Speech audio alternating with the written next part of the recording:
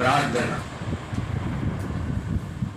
పరిశుద్ధుడు అయినటువంటి తండ్రి, మీ కొందనాలు, కృతజ్ఞతాస్తుతులు. మీ వాక్యంలో నుంచి ఆత్మ సహాయంతో మాతోనూ నాతోనూ శబ్దం ద్వారా వింటున్నటువంటి వారితోనూ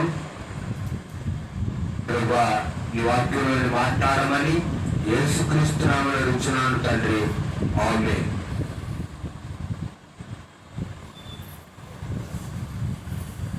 దేవుని వాక్యాన్ని విందాము. ఈ యొక్క మధ్యాహ్న కాల సమయంలో ఈనాటి మన యొక్క వాక్యం యొక్క అంశం ఏంటంటే, ఇశ్రాయేలీయులు పతనం అవటానికి కారణాలు ఏంటి? ఎవరండి?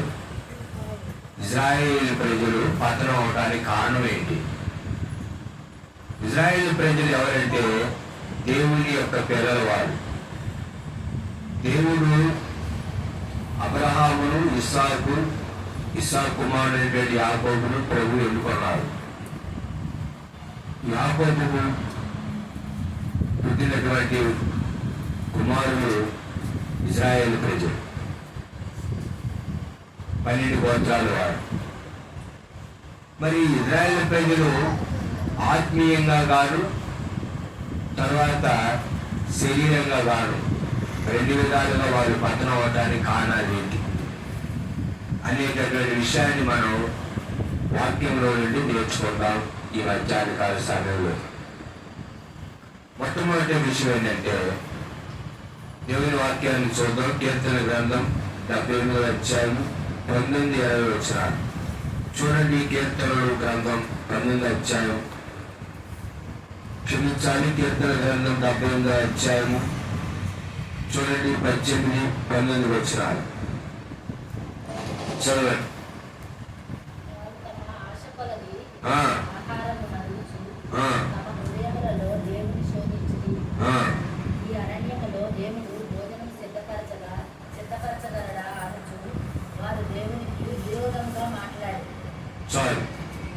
చూడండి, దేవుని వాక్యం ఏమని రాయబడి ఉంది? దేవుడు ఇశ్రాయేలు ప్రజలను ఐగుప్తు దేశంలో నుంచి బయటికి తీసుకొని వచ్చారు. వారు అరణ్యంలో ప్రయాణిస్తూ ఉన్నారు. అప్పుడు వాళ్ళు దేవుడిని ఏం చేశారు అంటే అడిగారు. వారు తమ ఆశ కొలది ఆహారమును అడుగుచు ఆహారాన్ని అడిగారు. అంటే ఆహారం అడగటం తప్ప అంటే తప్పు అని కాదు. ఇక్కడ ఆహారం అంటే ఆహారం అని కాదు. దేవుడు ఇశ్రాయేలు ప్రజలను 40 సంవత్సరాలు అరణ్యంలో మన్నా ద్వారా పోషించారు. అయితే వీళ్ళు మరి వాస్తవంగా వీళ్ళు పని చేయవలసిన అవసరం లేదు, నడుచుకుంటూ వెళ్ళటమే కానాను ప్రాంతానికి. వాళ్ళు వేసుకున్నటువంటి బట్టలు అవి ఏమి పోలేదంటే మరి మాసిపోలేదు. వాళ్ళు వేసుకున్నటువంటి చెప్పులు అరిగిపోలేదు. దేవుడు అలాగే వారిని అరణ్యంలో కాపాడుతూ పగలు మేఘస్తంభంగా, పగలు ఎడతగలకుండా మేఘస్తంభం, రాత్రి మరి వారికి వెలుగుగా ఉండి దేవుడు అగ్ని స్తంభాన్ని ఇచ్చి అలాగా ఆ విధంగా దేవుడు ఇశ్రాయేలు ప్రజలను అరణ్యంలో నడిపించాడు. అయితే ఇశ్రాయేలు ప్రజలు ఏం చేశాడంటే, ఈ అరణ్యంలో దేవుడు భోజనం సిద్ధపరచగలడా అనుచు వారు దేవుడిని విరోధంగా మాట్లాడి. దేవుడు వాక్యం చెప్తూ ఉంది. మొట్టమొదటిగా వాళ్ళు ఏం చేశారంటే తమ హృదయంలో దేవుణ్ణి శోధించారు. ఏం చేశారు? దేవుణ్ణి శోధించారు. ఎక్కడ శోధించారు? హృదయంలో, మనసులో దేవుణ్ణి శోధించారు. ఎవరిని శోధించారు? ఈ అరణ్యంలో దేవుడు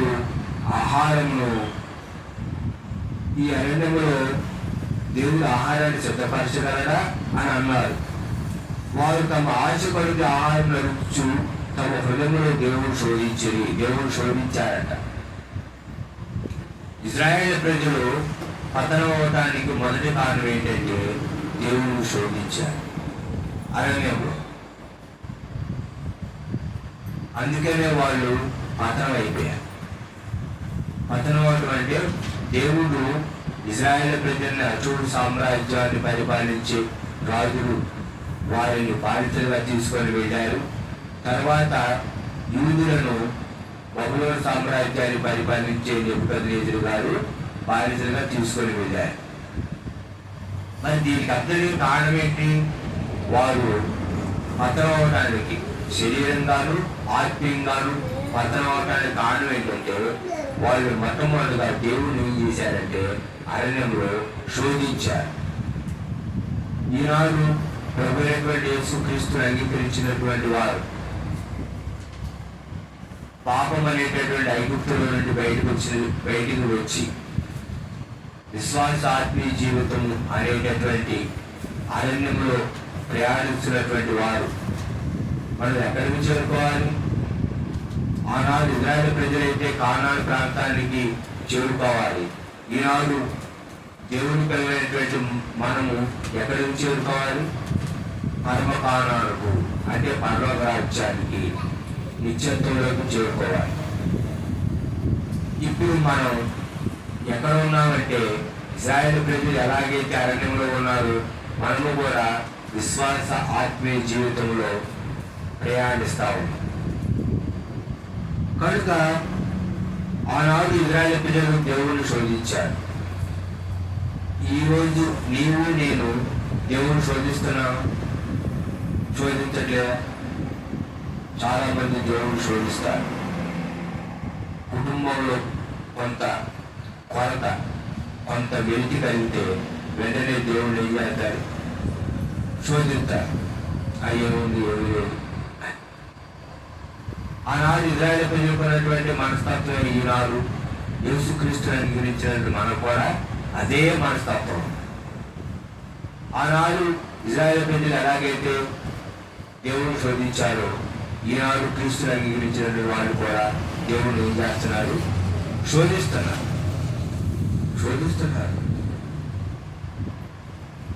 ఆనాడు ఇజ్రాయేల్ ప్రజలు పతనం అవడానికి ఏదైతే కారణాలు ఉన్నాయో ఈనాడు విశ్వాసులైనటువంటి వారు ఆత్మీయంగా పతనం అవడానికి కారణం కూడా అదే. మొట్టమొదటి విషయం ఏంటంటే వారు దేవుణ్ణి శోధించారు. ఈనాడు ప్రభువుని అంగీకరిస్తున్నటువంటి వారు కూడా దేవుణ్ణి ఏం చేస్తున్నారు? శోధిస్తున్నారు.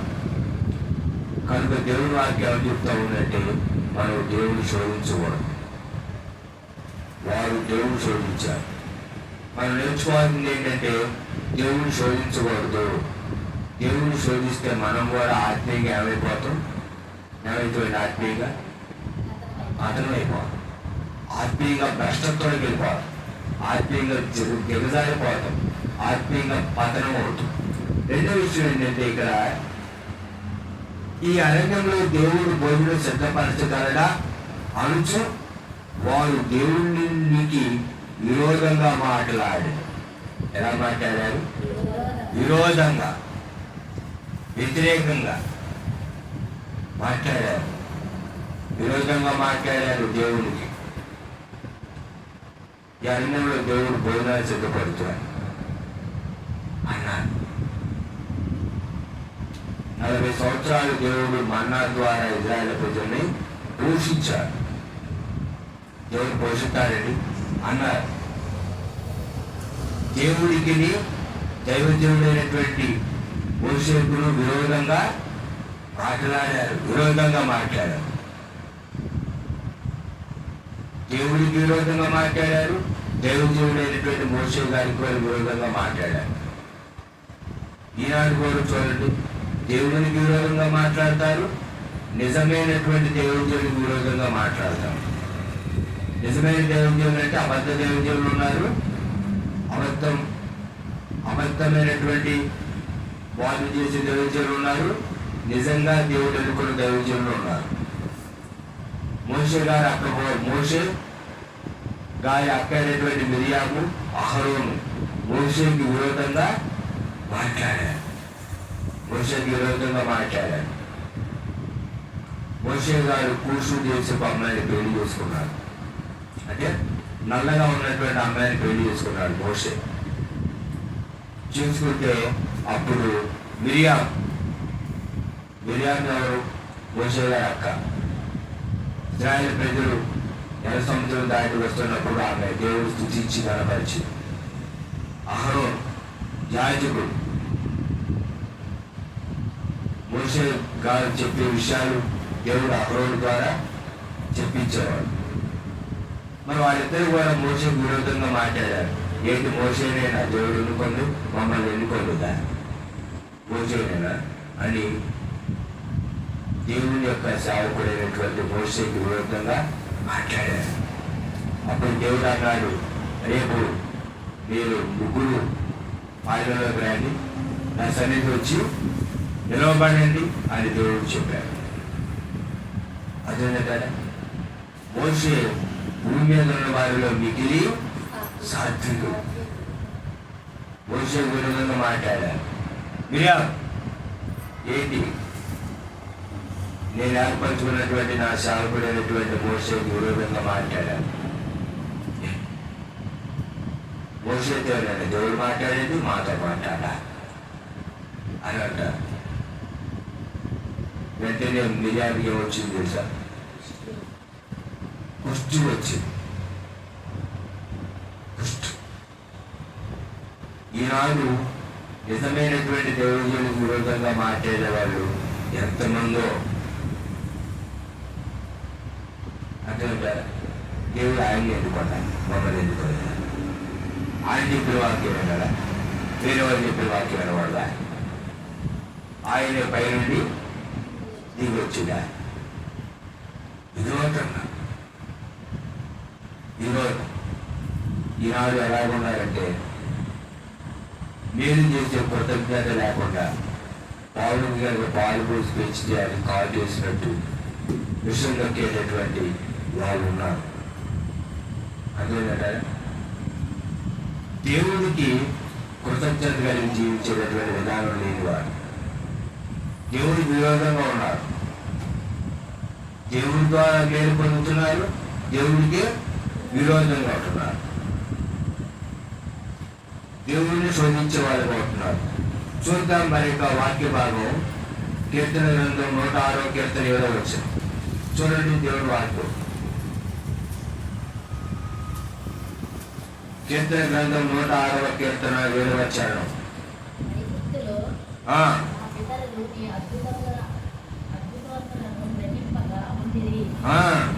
చాలా ఐగుప్తులో మా పితరుని అద్భుతములను గ్రహింపగా ఉండేది.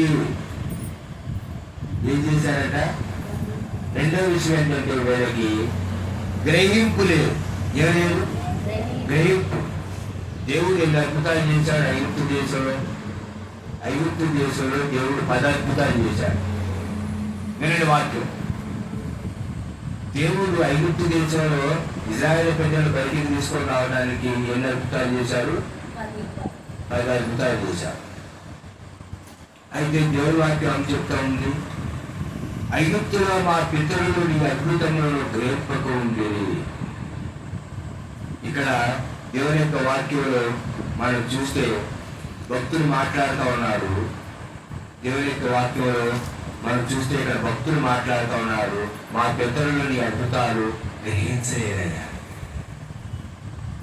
గ్రహించలేదు. అందుకనే మా పితరులు ఏమైపోయారంటే పతనం అయిపోయారు. గ్రహింపు లేదు. దేవుడు 10 అద్భుతాలు చేస్తే అద్భుతాలు మర్చిపోయారు. అదేంటారు. ఈనాడు ప్రభువైనటువంటి యేసుక్రీస్తుని అంగీకరించినటువంటి మన జీవితంలో కూడా దేవుడు ఎన్నో అద్భుతాలు చేశాడు. అయినా మనకేం రావట్లేదు, గ్రహింపు రావట్లేదు. ఎన్ని అద్భుతాలను దేవుడు చేసింది మన జీవితంలో. నేను ఆ జీవితంలో యేసుక్రీస్తు ప్రభుని అంగీకరించిన దగ్గర నుంచి నేటి వరకు నేను అద్భుతాలు చేశాడు దేవుడు నీ జీవితంలో. అయినా నీకు ఏం రావట్లేదంటే గ్రహింపు రావట్లా, తెలివి రావట్లా. దేవుడు అన్ని అద్భుతాలు చేశాడు నా జీవితంలో. నీ నా జీవితంలో దేవుడు చేసినటువంటి అద్భుతం ఏంటో తెలుసా? పాపం అనేటటువంటి ఐగుప్తులో ఉన్నటువంటి నిన్ను నన్ను యేసుక్రీస్తు ప్రభువారు తన రక్తం కాచి ప్రాణం పెట్టి సెలవులో బలియాగమయ్యి నిన్ను నన్ను యేసుక్రీస్తు ప్రభు రక్షించారు. ఇది అద్భుతం. నీ జీవితంలో దేవుడు చేసిన అద్భుతం. ఎందుకంటే పాపంలో శాపంలో ఉన్నటువంటి నిన్ను ప్రభు రక్షించారు. అయినా నీకు ఈనాడు ఏం రావట్లేదు? గ్రహింపు రావట్లేదు అని దేవుడు వాక్యం చెప్తా ఉందండి. గ్రహింపు లేదు. దేవుడు ఎన్ని కార్యాలు చేశారు, వెంటనే మర్చిపోవాలి. ఏం చేశారంటే దేవుడు అనేటటువంటి ఆలోచనలకు వస్తూ ఉన్నాను. దేవుడు చేసినటువంటి అద్భుతాలు ఒకసారి నువ్వు నీ జీవితంలో దేవుడు చేసిన అద్భుతాలు అంటే దేవుడు చేసినటువంటి దేవుడు చేసిన కార్యాలన్నీ నువ్వు రాసుకో, ఒక పుస్తకం తీసుకొని రాసుకో. ఎన్ని అద్భుతాలు చేశారు దేవుడు, లెక్కలేని అద్భుతాలు. అద్భుతాలంటే ఏదో అద్భుతం కాదు, మేలు. ఎన్ని మేలు చేశాడండి దేవుడు. అయినా నీకు గ్రహింపు రాలేదు. నీవు ఆ విశ్వాస ఆత్మీయ జీవితంలో పత్రం అవడానికి కారణం ఏంటంటే నీవు గ్రహింపు లేదు. క్రీస్తుని అంగీకరించినటువంటి మనం వాక్య గ్రహింపు కావాలి. ఆనాడు ఇజ్రాయేలు ప్రజలకు దేవుడు చేసినటువంటి కార్యాల పట్ల గ్రహింపు లేదు. ఈనాడు క్రీస్తుని అంగీకరించినటువంటి మన జీవితంలో వాక్య అవగాహన లేదు, వాక్యం పట్ల గ్రహింపు లేదు. దేవుడి వాక్యం ఎలా చెప్తుందమ్మా అంటే అలా చెప్తుందా దేవుడి వాక్యం, అంతే. నువ్వు దేవుడి వాక్యం అలా చెప్తే తప్పలేదు. మనం ఏం చూసేది ఏం చేస్తాం, దేవుడి వాక్యం అలా చెబుతూ వాక్యం అనేటటువంటి విధానంలో నేను ప్రభువుని యేసుక్రీస్తుని అంగీకరించేటువంటి వారు ఉన్నారు. నీవు ఆ విధంగా ఉంటే నువ్వు విశ్వాస ఆత్మీయ జీవితంలో పతనం అయిపోవాలి, భ్రష్టత్వంలోకి వెళ్ళిపోవాలి. మూడవ విషయం చూద్దాం. చూడండి దేవుడి వాక్యం కీర్తన గ్రంథం 78వ కీర్తన చూడండి 42వ వచనం. ఆసాపు గారు రాసిన కీర్తన 78 42.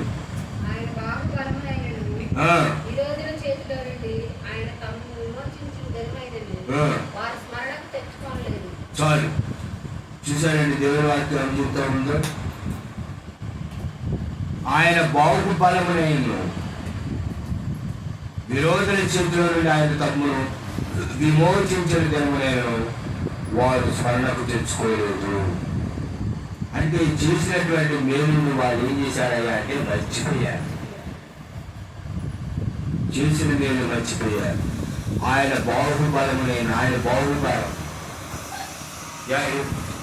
బాహుబలం అంటే ముందేమో జల సముద్రం, వెనక వైపేమో ఐగుప్తు సైన్యం వస్తాం. దేవుడు ఐగుప్తు సైన్యం వీళ్ళకి చాలకుండా ఆయన అక్కడ ఏం చేశారంటే అగ్నిని ఉంచారు. వెంటనే దేవుడు ఏం చేశాడు, తన బాహుబలంతో ఎర్ర సముద్రాన్ని బాయన చేశాడు. పొడినేలుగా నడిచినట్లు ఇజ్రాయేల్ ప్రజలు ఆ యొక్క ఎర్ర సముద్రం నడిచారు. శత్రువులు కూడా ఐగుప్తీయులు ఎర్ర సముద్రంలో వాళ్ళు కూడా వచ్చారు. మేము కూడా నడుపుతామని వాళ్ళు వచ్చారు, గుర్రాలు తీసుకొని వచ్చారు. ఇజ్రాయేల్ ప్రజలు ఎర్ర సముద్రం దాటారు. ఐగుప్తీయులు సైన్యం ఎర్ర సముద్రంలోకి వచ్చారు. ప్రభు వెంటనే ఏం చేశారంటే ఎర్ర సముద్రం ఎలా ఎప్పుడైతే పాయలైందో ఇజ్రాయేల్ ప్రజలు ఎర్ర సముద్రం దాటారు. దేవుడు పాయలైనటువంటి ఎర్ర సముద్రాన్ని ఏం చేశాడు, కలిపేశాడు.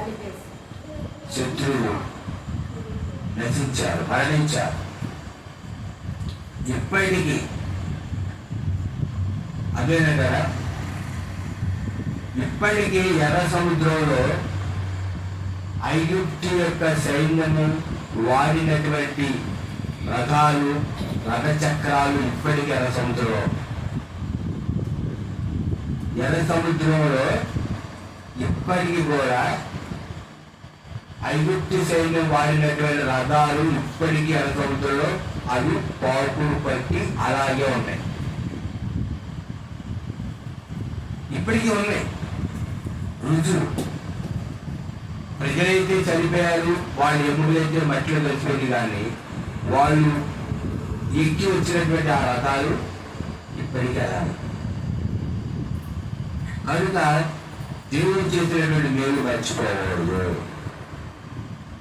దేవుడు నిన్ను కూడా విమోచించాడు పాపం నుండి, శాపం నుండి. ప్రభువైన యేసుక్రీస్తు వారు క్రీస్తుని అంగీకరించిన మనల్ని విమోచించాడు. మరి విమోచించినటువంటి దేవుణ్ణి మనము గుర్తు తెచ్చుకోవాలి, జ్ఞాపకం చేసుకోవాలి. ప్రభు నిన్ను రక్షించినటువంటి రోజులు నువ్వు ఏం చేసుకోవాలి? గుర్తు చేసుకోవాలి. ఏ స్థితిలో ఉన్నటువంటి నన్ను ఏ స్థితిలో దేవుడు మార్చాడు, ఎలా నన్ను రక్షించుకున్నాడు, దాన్ని ఎప్పుడు వారు మనం ఏం చేసుకోవాలి? జ్ఞాపకం చేసుకోవాలి. దేవుని వాక్యం చెప్తా ఉందంటే దాన్ని గుర్తు పెట్టుకోవాలి. చేసినటువంటి మేలును మర్చిపోకూడదు. దేవుడు చేసిన మేలు, నా ప్రాణమా ఈ దేవుడు చేసిన ఉపకారంలో దేనిని మరొక నా అంతరంగ సమస్తమా ఆయన పరిశుద్ధమైనటువంటి నామాన్ని ఘనపరచు. నీ దేవుడు అయినటువంటి యెహోవా చేసిన ఉపకారంలో దేనిని మర్చిపోవద్దు. దేవుని వాక్యం దేనిని మర్చిపోవద్దని చెప్తే మనం ఏం చేస్తామంటే యేసుక్రీస్తు ప్రభువారిని నా జీవితంలో చేసిన దేవుళ్ళన్నీ మనం ఏం చేస్తామంటే మర్చిపోవడం. ఏం చేశాడండి దేవుడు? దేవుడి ద్వారా మేలు పొందుకొని, దేవుడి ద్వారా స్వచ్ఛత పొంది మరలా తిరిగి దేవుడినే ఏం చేశాడండి దేవుడు అంటున్నారు సమాజంలో. మరి సంఘంలో ఎలా ఉంది నీ ఆత్మీయ జీవితం? ఈ ఆత్మీయ జీవితం పతనవడానికి కారణం ఏంటంటే దేవుని జీవితం దేవుడు మర్చిపోవాలి. అదేంటారా? దేవుడు మర్చిపోతాడు. ఏ స్థితి లేనటువంటి దేవుడు, ఏ స్థితి లేనటువంటి నీవు దేవుడు ఒక స్థితి కల్పించి యోగ్యురాలుగా నిన్ను దేవుడు చేసి దేవుని యొక్క సన్నిధిలో నిన్ను ఉంచి ఆత్మీయంగా నిన్ను బలపరుస్తూ ఉంటే వాక్యం ద్వారా దేవుడు చేసినటువంటి మేలు ఏం చేస్తావు? మర్చిపోతాం. అర్థమైందా? దేవుడు చేసిన మేలు మర్చిపోతాం. ఏం చేశాడండి దేవుడు? ఏం చేయాలి? తమను తానే గణపరుచుకొని తమను తానే పొగుడుకుంటారు. కొంతమంది పక్కలో నేను పొగుడుతుంటారు. అదే కొంతమంది ఏమంటారు? చెప్పండి. కొంతమంది ఏమంటారంటే నీకు అసలు నీకు ఆయన కరెక్ట్ కాదమ్మా, నీకు కరెక్ట్ కాదు ఆయన. వాళ్ళు మంచిగా తమ జీవితాన్ని జీవిస్తూ వాళ్ళు మరి దేవుడిని ఎదుగుతూ వాళ్ళు కాపురం చేసుకుంటూ ఉంటే ఎవరో ఒక అమ్మ పళ్ళు పెట్టింది. ఎవరు పళ్ళు పెట్టింది? నువ్వు ఎన్నైనా చెప్పు, ఆయన నీకు కరెక్ట్ కాదు అసలు. ఏమో మనసులో ఏంటి? కరెక్ట్ కాదా? ఇంకెవరు కరెక్ట్? చూసారా? సమాజం ఏం చేసిందంటే విడగొట్టింది. అది ఏమో మన మనసులో కూడా ఏమొచ్చిందంటే ఆలోచన అవుతుంది. ఇక ఆలోచన వెళ్ళిపోతారు, జీవితంలో నుంచి ఓహలో వెళ్ళిపోతారు. ఎక్కడ కొంతమంది చూడండి ఏమంటారు, ఎన్నే చెప్పండి కానీ మీరు రాత్రికి వెళ్ళడం కరెక్ట్ కాదు అనిపిస్తుంది మాకు. లోపంలో జీవించి, పాపంలో జీవించి, శాపంలో జీవించి, నష్టంలోకి వెళ్ళిపోయి చనిపోయి లోకాత్రం నుంచి నిత్య నరకానికి పోతే కరెక్ట్. జీవితాన్ని మార్చుకొని ప్రభు కొరకు జీవించి పరిశుద్ధంగా యథార్థంగా నమ్మకంగా ఉంటుంది మన దాంట్లో ఉంటే కరెక్ట్ కాదు. ప్రజలు అలా ఉంటారు. అంటారా? మీ దగ్గరే ప్రార్థనకి మరి మీ దగ్గర ఎవరవుతారు? పాపంలో ఉన్నాడు కనుక పాపంలో ఉన్నవాడు దేవుడి చెప్తే సరిగ్గా రాక ఎవరవుతారు? యేసుక్రీస్తు వారు ఏమన్నారు? రోగుడికే వైద్యుడు, ఆరోగ్యం ఉన్నవాడు వైద్యుడు కావాలి. పాపమనే రోగంతో ఉన్నవాడికి దేవుడు కావాలి. అటువంటి వాడిని దేవుడు విమోచిస్తాడు. అంతా బాగానే ఉన్నానండి డాక్టర్ గారు, నేనంతా బాగానే ఉన్నానంటే డాక్టర్ గారు అవుతాయి. అంతా బాగున్నాడు హాస్పిటల్కి ఎందుకు వచ్చాడు? ఇదిగో అంటారు. అంతేనా? లేకపోతే ఆగి టెస్ట్ తీసి కూర్చోబెడతారు. ఆరోగ్యవంతుడికి వైద్యుడు అవసరం లేదు, రోగికే వైద్యుడు కావాలి. పాపము భావంలో ఉన్నటువంటి వారికే యేసుక్రీస్తు ప్రభు అనే వైద్యుడు కావాలి. ఆయన నీ పాపం నుంచి విమోచిస్తాడు. కనుక ఈ మధ్యాహ్న కాల సమయంలో దేవుడు చేసిన మేలు మర్చిపోవాలి. అదేంటే దేవుడు చేసిన మేలు, దైవజనుడు చేసిన మేలు, సంఘం చేసిన మేలు మర్చిపోవాలి. కొంతమంది మేలు పొందుకొని ఏం చేశారండి? అది ఏం చేయలేదండి. ఒకసారి ఆలోచిస్తే ఏం మేలు చేసాం అనేది గుర్తుకొచ్చింది. అదేంట తర్వాత 4వ విషయం చూడండి, దేవుని యొక్క వాక్యం 78వ కీర్తన 18వ వచనం. అంటే మనం చదువుకున్నాం. వారు తమ ఆశపడిన ఆహారం రుచు తమ హృదయములలో దేవుడిని శోధించి. దేవుడిని ఏం చేశారయ్యా అంటే వాళ్ళు శోధించారు. చూడండి, కీర్తన గ్రంథం 106:33 వచ్చు. 106:33 చూడండి.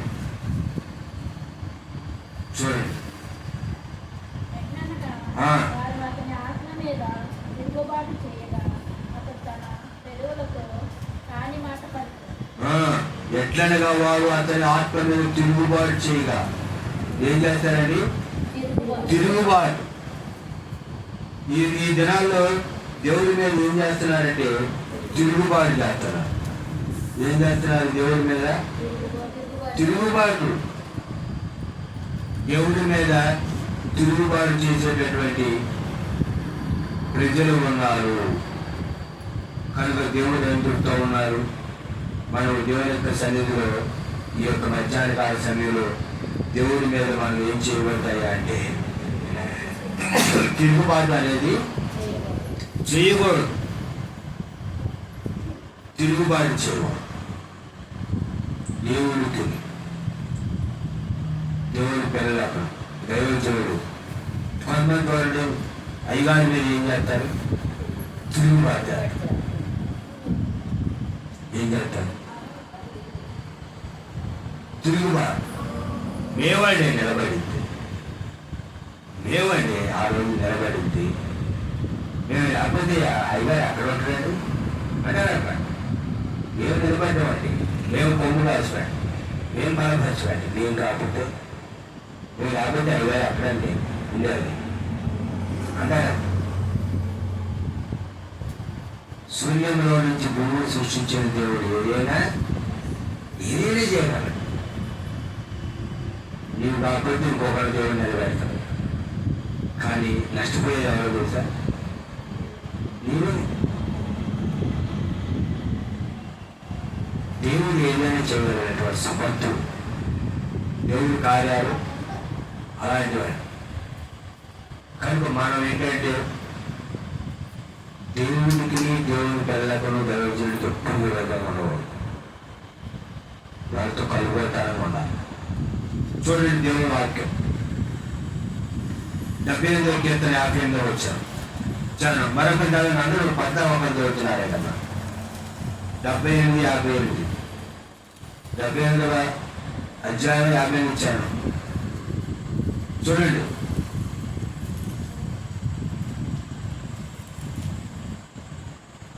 యాభై 494 పేజీ. చూడండి మరొకరు చదవండి, గట్టి చదవమ్మా.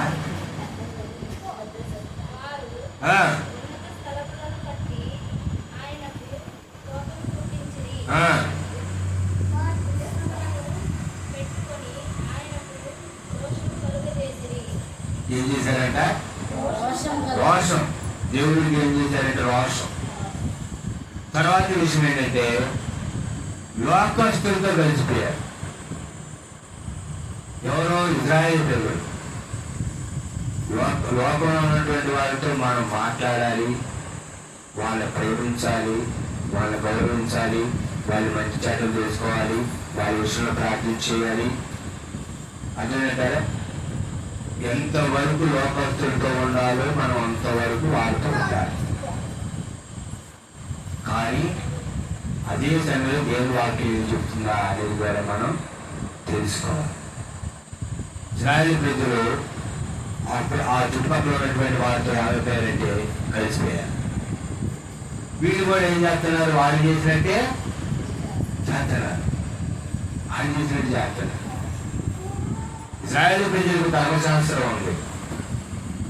ధర్మశాస్త్రాన్ని వాళ్ళు పాటించట్లేదు. ఈనాడు యేసుక్రీస్తుని అంగీకరించినటువంటి వారికి ఏముందయ్యా అంటే పరిశుద్ధ గ్రంథం ఉంది. ఏముంది? పరిశుద్ధ గ్రంథం. ప్రతిదీ మనం ఇక్కడికి వచ్చి చూసుకోవాలి. పరిశుద్ధ గ్రంథంలో మనం చేసేది ఏంటి అని అర్థమంటారా? ఆనాడు వాళ్ళు పతనం అవటానికి కారణం అది. మరి ఈనాడు విశ్వాసాత్మ జీవితంలో మన పతనం అవటానికి కారణం లోకంలో ఉన్న వాటిని ప్రేమించుకోండి. ఎవరైనా లోకంలో ప్రేమించిన వారు దేవుడికి విరోధి. లోకంలో ఉన్నదంతా అనగా శరీరాశ, నేత్రాశ, చూడడం. లోకంలో ఉందండి శరీరాశ. శరీరం ఎప్పుడు ఏమనకూడదు? శరీరం ఆశించింది. అంతేంటారా? శరీరం ఆశించింది ఏంటది? ఏందా ఏంటది ఏదైనా అనుకుంటాం. శరీరాశ, లోకాశ, లోకంలో రావద్దు. నేత్రాశ, చూడడం, గర్వం. అంతేంటారా? కనుక ఇజ్రాయేలు ప్రజలు కలిసిపోయినట్టు మన లోకంతో కలిసిపోవాలి. ప్రభు మనం ఏం చేశారంటే లోకంలో నుంచి ఏర్పరచుకున్నారు. లోకము తన వారిని స్నేహించును, నేను లోకంలో నుంచి నేను మిమ్ములను ఏర్పరచుకున్నాను అని యేసుక్రీస్తు వారు స్పష్టంగా చెప్పారు. తర్వాత విషయం మనం చూద్దాం దేవుడి యొక్క వాక్యంలో. సంఖ్యాకాండం 11:4 చూడండి. సంఖ్యాకాండం 11:4.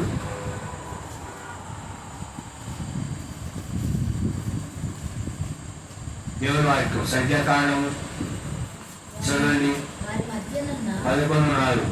ఆగము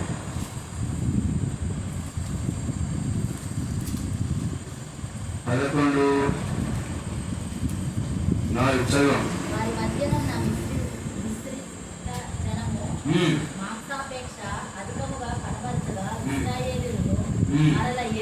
మాకెవరు మాంసం పెట్టెదరు? ఐగుప్తులో మేము ఉచితముగా తినిన చేపలను, కీరకాయలను, దోసకాయలను, కూరాకులను, ఉల్లిపాయలను, తెల్లగడ్డలను జ్ఞాపకమునకు వచ్చుచున్నవి. సారీ, చూసారు ఇక్కడ దేవుని వాక్యం చెప్తుందో అసంతృప్తి. ఏంటి అసంతృప్తి? ఇక్కడ దేవుని వాక్యం చెప్పింది వారి మధ్యలో విస్తృతి జనము మాంసాపేక్ష అధికంగా కనపరచుచు. ఏ పేక్ష? మాంసాపేక్ష.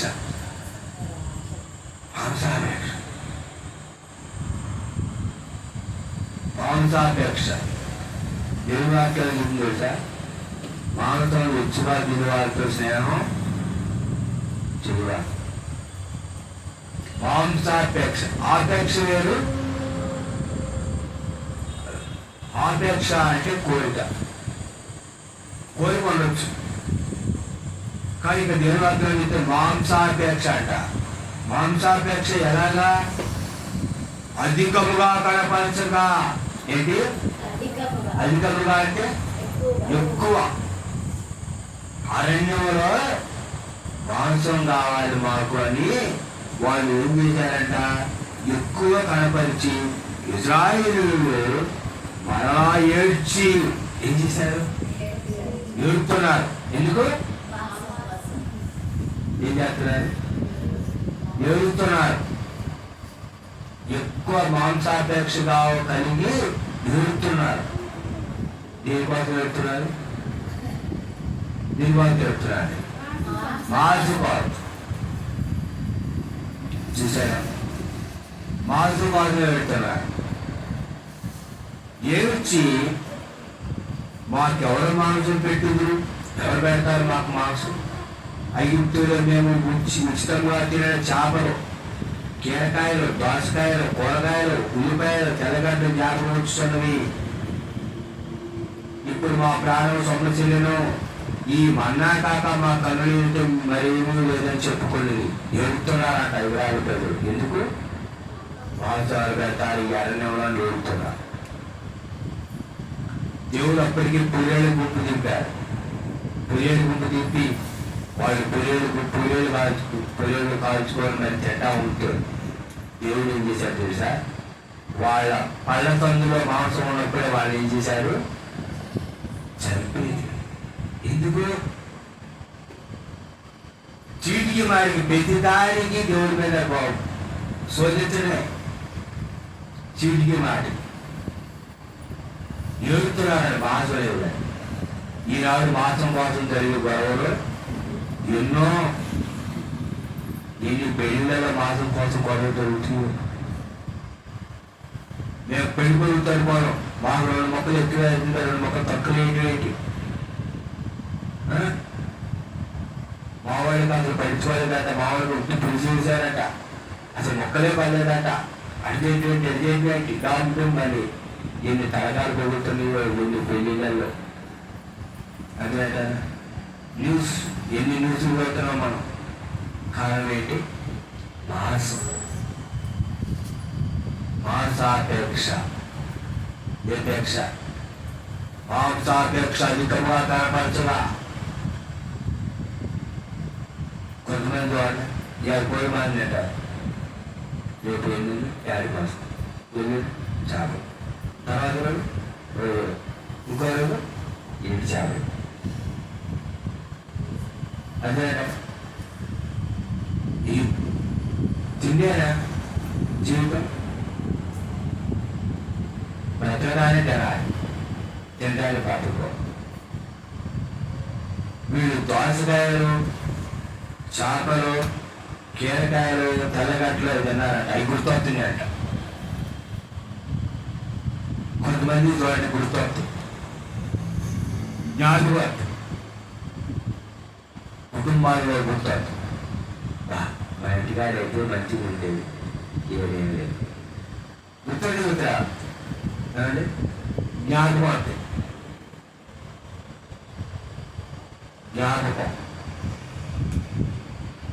జ్ఞాపకం వచ్చి ఏం చేశారంటే వీళ్ళు ఏడ్చి ఏం చేస్తారు? ఏడుతున్నారు. ఎందుకు వీళ్ళు ఏడుపు? ఇజ్రాయేలు ప్రజలు ఏడుపు దేనివారు? మాంసం కోసం. చిన్నపిల్లలు ఏడుతారు. మాంసం కోసం ఏడుతారు చిన్నపిల్లలు. ఆదివారం మాంసం కాలేదు మా నాన్న, చిన్నపిల్లలు ఏడుతారు. వీళ్ళు పెద్దలు ఏడుతున్నారు మాంసం కావాలి. దేవుడు అప్పటికి మాంసం పంపించారు. దేవుడు తృప్తి లేవు. చాలా కుటుంబాలు చేస్తారు, తృప్తి లేవు. చాలా మంది విశ్వాసం దేవుడు చేసిన రోజు తృప్తి లేదు, అసంతృప్తి. ఏంటి? అసంతృప్తి, తృప్తి లేదు. ఈ లోకంలోకి మనం ఏమీ తేలేదు, ఈ లోకంలో నుంచి ఏమీ మనం తీసుకొని పోలేము. అన్న వస్త్రాలు కలిగి తృప్తిగా ఉందుము. ఎక్కడ ఉంది ఆ వాక్యం? దేవుని వాక్యం చూడండి. పిలుపు రాత్రి పత్రిక చూడండి. దేవుని వాక్యం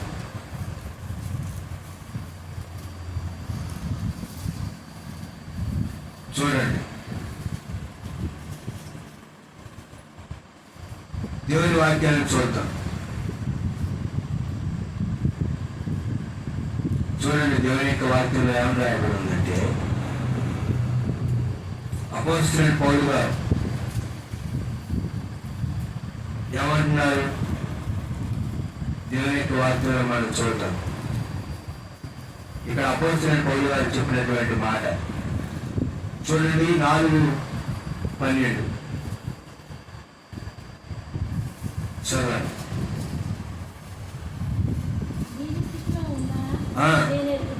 సంపన్న స్థితిలో ఉన్నా నేను ప్రతి విషయంలోనూ అన్ని కార్యములలోనూ కడుపు నిండుటకును, ఆకలికొని ఉండుటకును, సమృద్ధి కలిగి ఉండుటకును, ఏమిలో ఉండుటకును నేర్చుకుని ఉన్నాను. చాలండి. 11వ వచనం, నేను ఏ స్థితిలో ఉన్నానో ఆ స్థితిలో సంతృప్తి కలిగి ఉన్న నేర్చుకొని ఉన్నాను. ఏమున్నారంట? యేసుక్రీస్తు ప్రభుని అంగీకరించినటువంటి నీ ఆ జీవితంలో సంతృప్తి ఉండాలి. ఏముండాలి? సంతృప్తి ఉండాలి. ఈరోజు దేవుడు నీకు ఈ ఆహారం ఇచ్చానుకో, దేవానికి స్తోత్రం వందనాలని కృతజ్ఞతాస్తుతులు చెల్లించి, యేసుక్రీస్తు ప్రభువారు ఎలాగైతే కృతజ్ఞతాస్తుతులు చెల్లించారో అలా నువ్వు కృతజ్ఞతాస్తుతులు చెల్లించి ప్రార్థన చేసుకొని అర్థమైందా?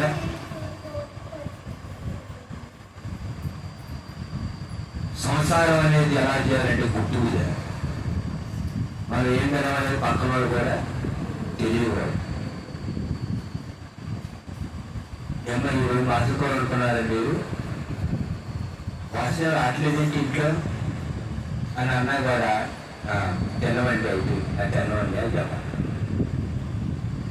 అంతేకాదు మా ఆయన ఈరోజు మార్చుకోవాలి తాగొద్దండి అని చెప్పకూడదు. అదేనా? అది నిజం. సంతృప్తి సహితమైన దైవభక్తి గొప్ప లాభ సాధన.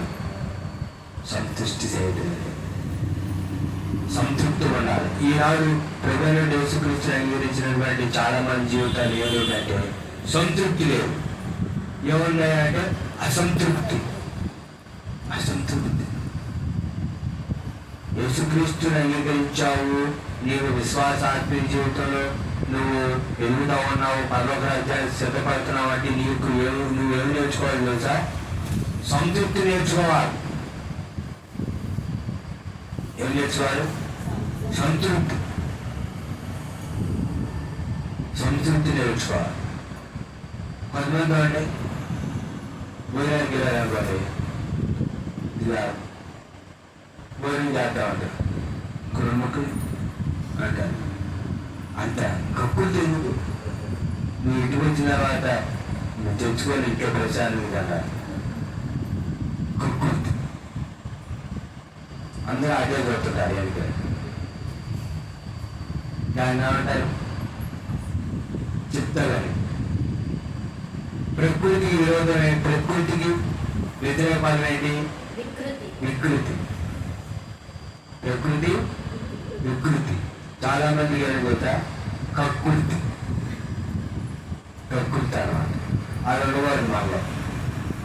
తర్వాత ఇజ్రాయేల్ ప్రజలు పతనం అవటానికి కారణం, ఈనాడు విశ్వాస ఆత్మీయ జీవితంలో పతనం అవటానికి కారణం ఏంటంటే చూడండి, దేవుని వాక్యం కీర్తన గ్రంథం 106 కీర్తన 37 చరణం. కీర్తన 106:37 చదవండి.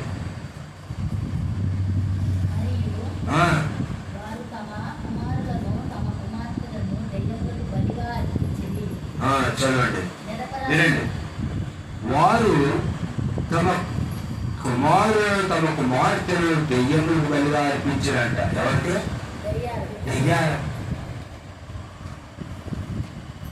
దెయ్యాలు అంటే దెయ్యాలు. దేవుడికి వ్యతిరేకం దేవుడు. అబ్బా బలిగా అర్పించారంట జాలిపోయి.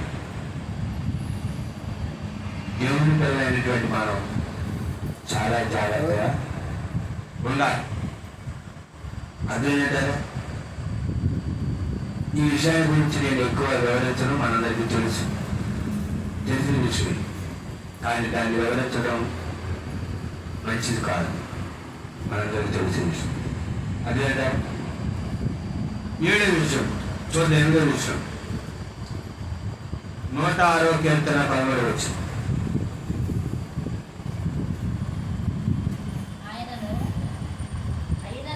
వారు ఆయన కార్యములను వెంటనే మర్చిపోయింది, ఆయన ఆలోచన కొరకు కనిపెట్టి కొరకపోయింది. వెంటనే వచ్చిపోయారంట. ఎట్లా వచ్చారు? వెంటనే త్రోవ పక్క పడినటువంటి విత్తనం వాక్యం మీద వెంటనే వచ్చిపోయారంట. ఇప్పుడే కదా వాక్యం అండి గుర్తులేదు నీకు, అప్పుడే వచ్చిపోయారండి. ఓ వెంటనే ఇజ్రాయేల్ ప్రజలు కూడా దేవుడు చేసిన ఐగుప్తు దేశంలో దేవుడు చేసినటువంటి 10 అద్భుతాలు మర్చిపోయారు. ఎర్ర సముద్రం పాయ చేసినటువంటి కార్యాలు మర్చిపోయారు. అరణ్యంలో దేవుడు మన్నా ద్వారా పోషించింది మర్చిపోయారు. వాళ్ళు ఏం చేశారు తెలుసా? మోషే గారు చెన్నై కొండ మీద దేవుడితో మాట్లాడటానికి వెళ్తే 40 రోజులు ఈ మోషే గారు ఎక్కడికి వెళ్ళారో మాకు తెలియదు. అందుకని వాక్యం చెబుతా ఉంది, జనులంట తిరుగుటకు త్రాగుటకు కూర్చొని ఆడుటకు లేచి తిన్నారు తాగారు. తిన్న తర్వాత తాగిన తర్వాత మనిషి చేసి పని ఏంటంటే ఏమొచ్చింది? తిన్నవాడు తాగినవాడికి ఏమొచ్చింది? డ్యాన్స్. ఏమొచ్చింది? తిన్నవాడు తాగినాడు సైలెంట్ పడాలా? డ్యాన్స్. తాగి దిగేదాన్ని డ్యాన్స్ చేయాలి. ఇజ్రాయేల్ ప్రజలు కూడా దేవుడికి విరోధంగా బలులు అర్పించి తిని తాగి ఎగురుతున్నారు, డ్యాన్స్ చేస్తారు. దేవుడి కార్యాలు ఏం చేశారంటే వెంటనే మర్చిపోయారు. ఆయన ఆలోచన కొరకు కనిపెట్టుకొనకపోయి ఆయన ఆలోచన కొరకు కనిపెట్టట్లా. దేవుని యొక్క ఆలోచన కొరకు, వాక్యానుసారమైనటువంటి ఆలోచన కొరకు నేను ఏం చేయాలి చేసా? కనిపెట్టాలి. అదేంటారా? ప్రభువైన యేసుక్రీస్తు అంగీకరించినటువంటి నా జీవితంలో దేవుడి యొక్క వాక్యం ఏం చెప్తుంది అంటే దేవుడి యొక్క వాక్యానుసారమైన ఆలోచన కొరకు కనిపెట్టాలి. అంతేగాని లోపరుచులు అలా చేస్తున్నారండి. మనం కూడా లోపరుచులు చేస్తే మనం చేయకపోతే నువ్వు అట్టుండు, నువ్వు ఒక్కదాని ఉండు పన్ను అంటే పన్ను నువ్వు ఒక్కడే అట్టుండు, ఇంకా నీకు జ్ఞానం లేదు. అందరు ఆడవాళ్ళు ఎట్టున్నారు, వీళ్ళు ఎట్టున్నారు, వాక్యాన్ని పట్టుకొని అట్లుండు నువ్వు అంటే కదా. వాక్యమే నీకు నాకు ప్రమాణం. వాక్యాన్ని తప్పిపోయినా నువ్వు విశ్వాస ఆచరణ జీవితంలో పతనాలకు వెళ్ళిపోతావు, భ్రష్టత్వంలోకి వెళ్ళిపోతావు అర్థం.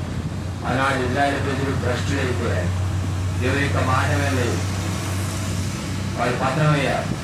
వెంటనే అర్జునుడి సామ్రాజ్యం రాజులు వచ్చారు, బానిసలుగా పట్టుకోపోయారు. ఇవే పట్టణానికి యూదుల్ని బబులోను సామ్రాజ్యాన్ని పరిపాలించే నెబుకద్నెజరు పట్టుకోలేదు. కారణం ఏంటి? పతనమైపోయారు. దేవుడి మాట అనట్ల. ఈనాడు నీవు నేను దేవుని యొక్క మాట విని ఆయన చెప్పినటువంటి వాక్యానికి మనం వేపట్టి విశ్వాస జీవితంలో ఎదుగుతూ నిత్యజీవంలో కాదు, లేదా ఆత్మీయంగా పతనమైపోయి నష్టత్వంలోకి వెళ్ళిపోవాలి. కనుక ప్రభువైన యేసుక్రీస్తు వారు మన పాపాల కొరకు సెలవు రక్తం కాచి ప్రాణం పెట్టారు. సెలవు దగ్గరకు వచ్చి ప్రభువైనను క్షమించు, ఈ మాట ప్రకారం ఈ వాక్యం ప్రకారం నేను జీవించి నా విశ్వాస ఆత్మీయ జీవితాన్ని నేను కట్టుకుంటాను, నేను అభివృద్ధి చేసుకుంటాను, నేను ఎదుగుతాను అని దేవునికి సన్నిధిలో నీవు నేను ప్రార్థించాను. అటు కృపా ప్రభు మనకు అనుగురించి కాక ప్రార్థించాక దేవుని సన్నిధిలో ప్రతి ఒక్కరు తల నుంచి కళ్ళు మూసుకున్నట్టు ప్రార్థన.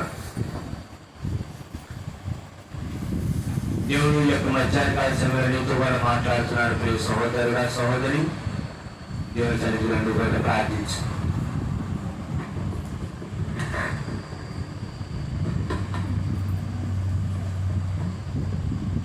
పరిశుద్ధమైన తండ్రి, మీ పిల్లలు మీ మాటలు విన్నారు.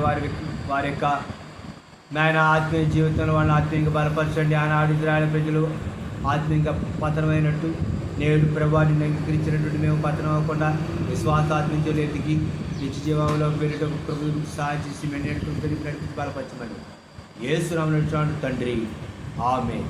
మీరు ప్రార్థన